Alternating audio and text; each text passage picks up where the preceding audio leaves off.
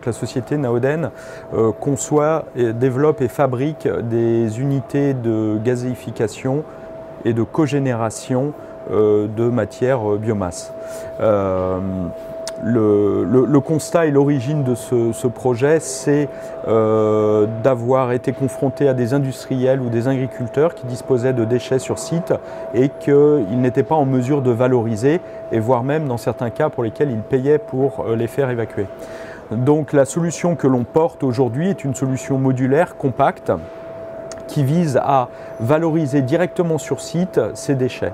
Donc on est sur une petite puissance, 30 kW électriques, 58 kW thermiques valorisables, et la priorité, le concept de notre machine est avant tout de valoriser l'électricité au maximum, c'est-à-dire avec un temps de fonctionnement de 7000 heures par an, avec derrière une valorisation de la chaleur pour obtenir la rentabilité économique du projet.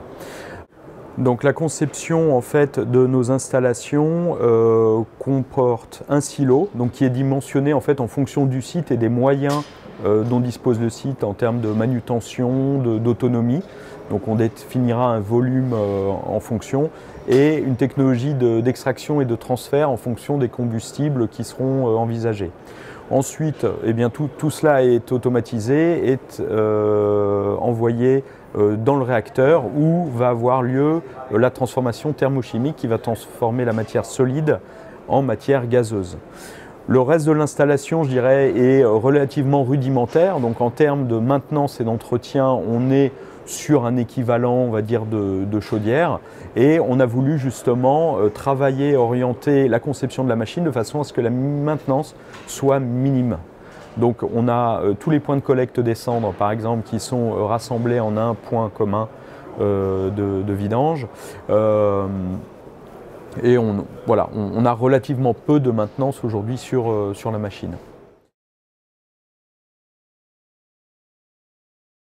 Alors en termes de contraintes sur le combustible, pour l'instant nous sommes sur des humidités qui peuvent aller de 20 à 25%, et nous sommes actuellement en train de développer une technologie qui permettrait de tolérer des humidités plus importantes. Donc c'est un projet sur lequel nous menons actuellement une campagne de R&D, et nous espérons, nous avons de bonnes chances de penser que nous arriverons à atteindre ces taux d'humidité.